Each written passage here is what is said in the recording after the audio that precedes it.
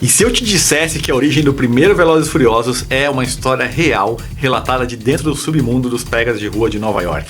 Sim, amigos, Velozes e Furiosos nasceu de uma reportagem. E o mais curioso é que essa reportagem não foi feita por uma revista de carros, mas sim por uma revista de música e cultura hip hop chamada Vibe, que foi fundada por ninguém menos que Quincy Jones, o cara que produziu Michael Jackson, Frank Sinatra, Miles Davis, dentre outras lendas. E o protagonista dessa reportagem não era um personagem bombado, exagerado, cheio de pose ou de frases de efeito. Era um cara real, com recursos limitados, que acelerava e preparava o próprio carro nos rachas com o mesmo rigor com que ele estudava a psicologia dos seus rivais. E a sua história, sem ele saber, ajudou a definir o arquétipo de dois personagens, o Dominic Toretto e o Hector, que é um personagem do primeiro filme que pouca gente deu bola, mas que talvez seja o mais realista do filme. Então hoje eu vou apresentar para vocês a íntegra, traduzida para o português por mim, do artigo Racer X, que foi publicado em maio de 98 na revista Vibe e que foi transformado e adaptado para o roteiro de Velozes e Furiosos. O Kevin Misher, ele era um executivo da Universal que lia a Vibe, né? E quando ele topou com essa reportagem, ele se arrepiou todo, porque ele se deu conta de que aquilo já era um filme estruturado, esperando para ser adaptado para Hollywood, porque tinha tudo ali.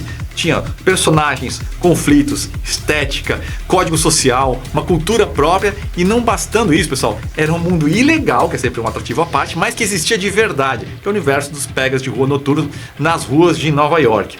O Misher leva essa matéria da Vibe pro diretor Rob Cohen, que fica eletrificado com o que leu. E aí o Cohen contrata um pequeno time de roteiristas para fazer o quê? Capturar esse ecossistema do mundo real e converter em um filme de ação. E aí eles, claro, fizeram algumas adaptações na história para aquilo ser mais palatável para uma produção de Hollywood, né? Então, em vez de Nova York, que é urbano demais talvez, a história muda para Los Angeles, porque funciona, né? Além de ter uma cenografia mais atraente, ali você tinha uma cena extremamente forte. Também entrou o quê? Aquela trama do policial infiltrado para interceptar roubos de cargas, para colocar o espectador na mesma posição do Brian O'Connor, ou seja, alguém que é de fora, né, desse mundo dos rachas, dos carros preparados, que mergulha, que adentra nesse universo, só que acaba se apaixonando e se rendendo a ele, e para piorar, o cara ainda tem um romance com a própria irmã do cara que ele precisava prender. Mas o principal precisava ser mantido no roteiro, que é a atmosfera do universo das corridas de rua, a amizade das pessoas desse meio e a relação que cada um deles tem com os carros preparados, e o primeiro filme fez isso muito bem. E a curiosidade mais intrigante é que, para o processo de climatização, o diretor Rob Cohen exigiu que os produtores e atores frequentassem a cena dos pegas de rua de Los Angeles. E foi assim que o Paul Walker se apaixonou e decidiu fazer parte desse universo, borrando completamente a fronteira entre o ator e o personagem Brian, fazendo ele partir para um caminho sem volta dentro da cultura automotiva, como todo mundo sabe, né? Mas agora vamos viajar de volta para 1998. Então pegue um café quentinho, se recline na poltrona e vamos viajar para a reportagem que inspirou o Velozes e Furiosos.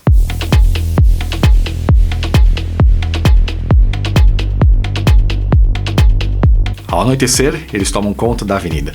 Um enxame de carros japoneses lambendo o asfalto, com aerofólios traseiros imponentes e um monte de logotipos de cores vibrantes emergem das ruas laterais da zona norte de Manhattan para a congestionada Henry Hudson Parkway.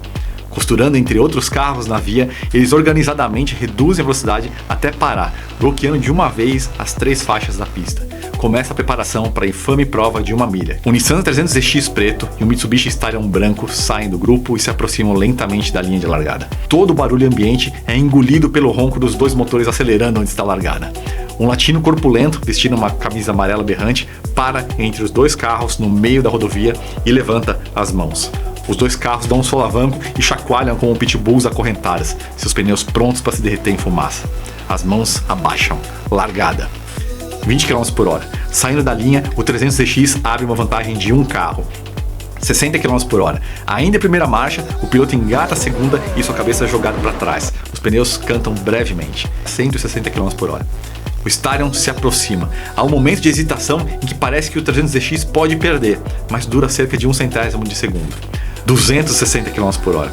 Rangendo os dentes, o cara ao volante do 300ZX vibra com a velocidade. A sua visão é quase um borrão e ele mal vê o Starion se aproximando. Ao cruzar a linha de chegada, o piloto do 300ZX, Rafael Esteves, vence por 1 carro de vantagem.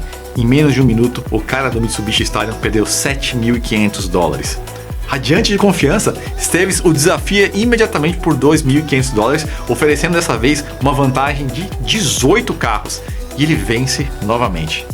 Esteves, um piloto dominicano de 30 anos de Washington Heights, é considerado um veterano entre uma legião crescente de viciados em velocidade que aterrorizam as avenidas e rodovias da cidade de Nova York. A febre das arcadas urbanas começou no início dos anos 90, com um grupo de jovens asiáticos americanos no sul da Califórnia e agora está se espalhando rapidamente pela costa leste. As centenas de jovens que se reúnem em pontos badalados de Nova York, como a Francis Lewis Boulevard no Queens ou a Fulton Avenue no Brooklyn, todos os fins de semana formam uma mistura urbana de porto-riquenhos, dominicanos, chineses, filipinos, jamaicanos, italianos e outras etnias que têm uma coisa em comum. Adoram lançar essa mistura de metal, carne e borracha pela selva de concreto em velocidades perigosas.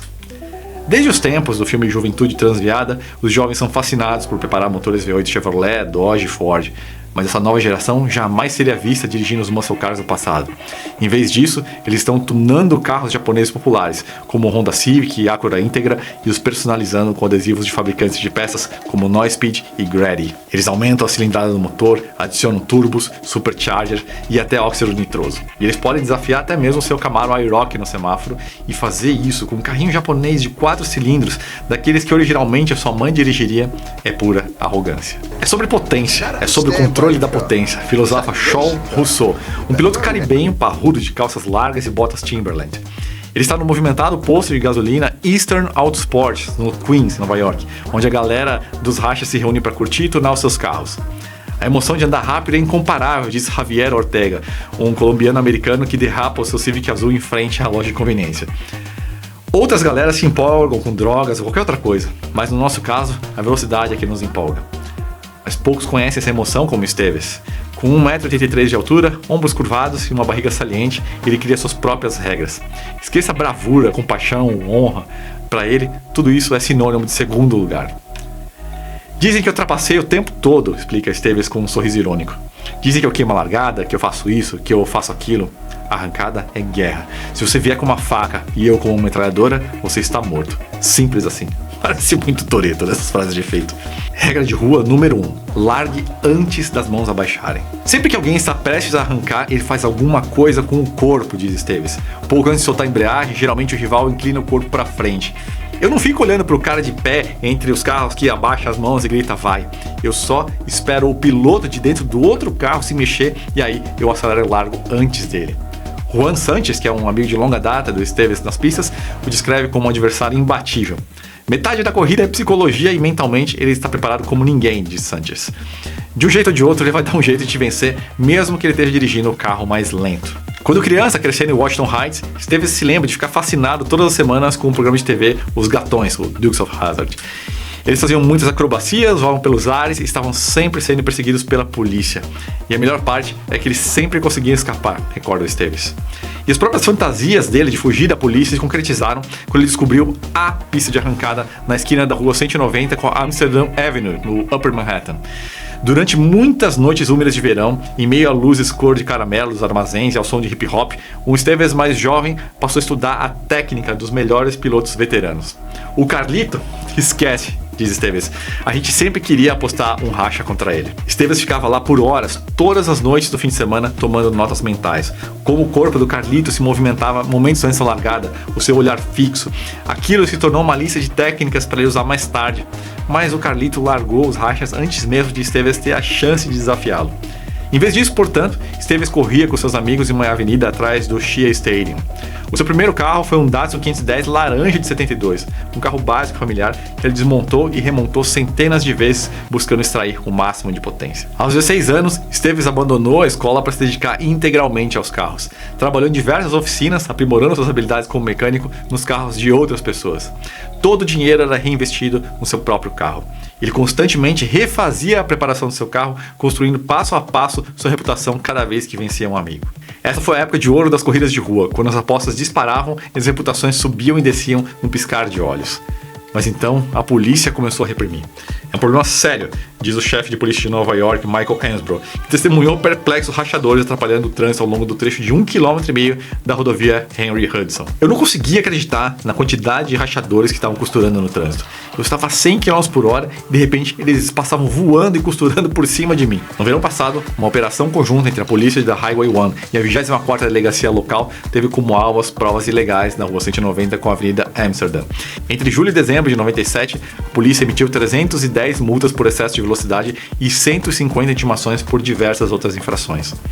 Agora, uma viatura policial caracterizada trabalha em conjunto com uma viatura disfarçada durante os horários de atividade de pico nos fins de semana para prender os infratores de velocidade na Henry Hudson. Esteves e sua equipe estão sempre brincando de gato e rato com a polícia.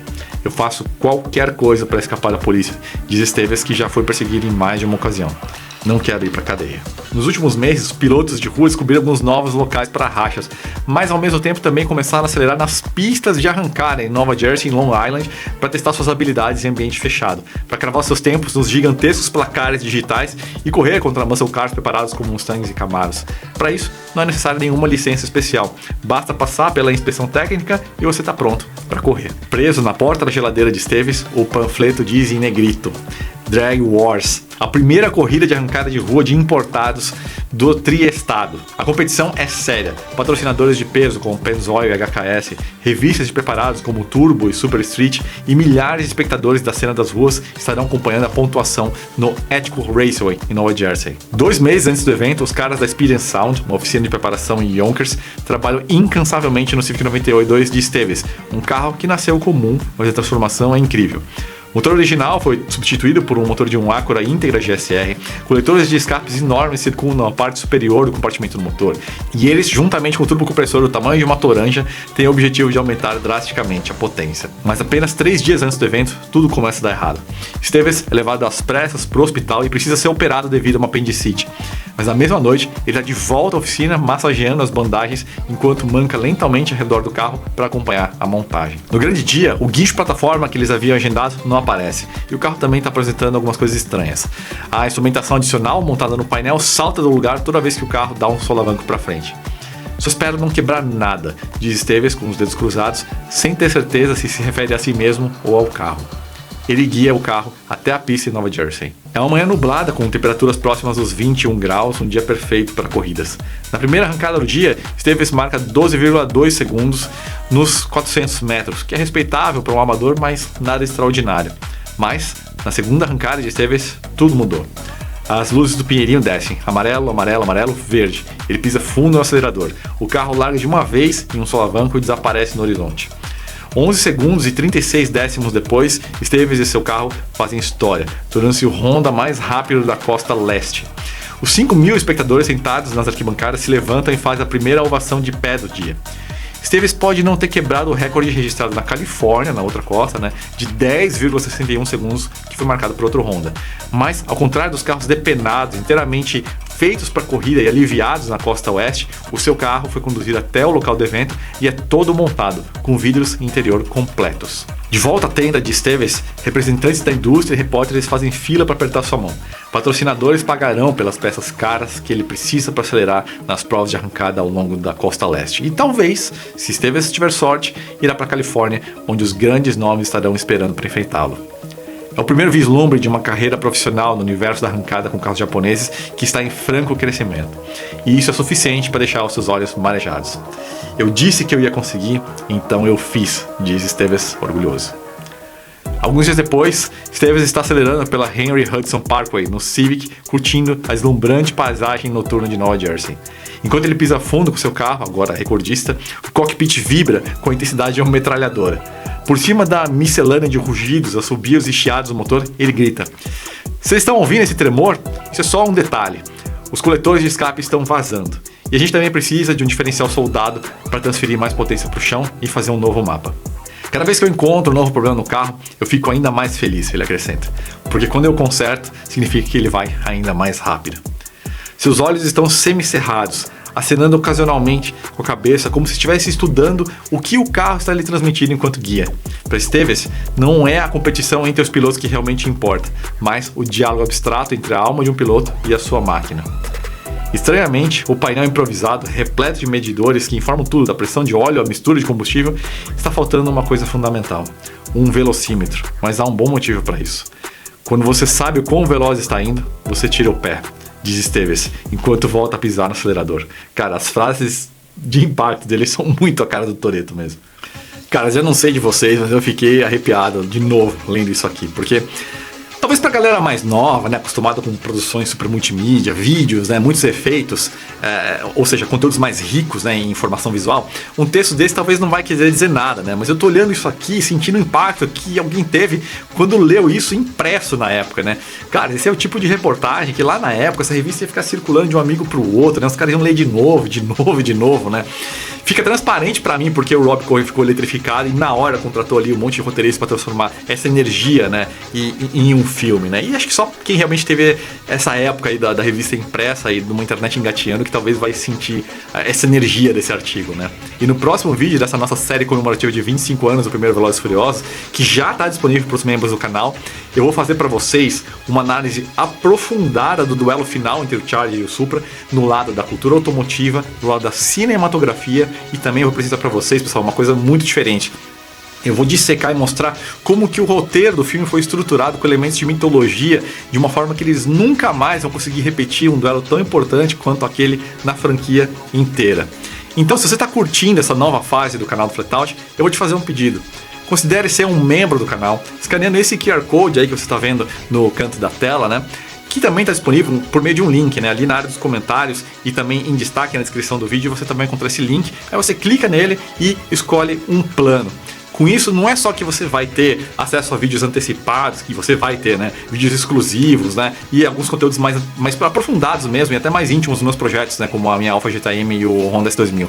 A parte principal, pessoal, que você vai dar a principal ajuda para o canal do Flatout continuar o seu trabalho, porque a partir desse ano, o site e o canal são duas empresas separadas. Então, quando você se torna um membro aqui no canal, você vai ajudar esse empreendimento que eu estou tocando aqui no YouTube. E lógico, também quando você compra uma camiseta, um badge do Flatout, um dos pôsteres, né, que a gente tem à venda com os nossos amigos e parceiros da Interlace, você também vai estar ajudando o canal. É só você ir em loja.flatout.com.br. Muito obrigado, pessoal. A gente se vê no próximo vídeo.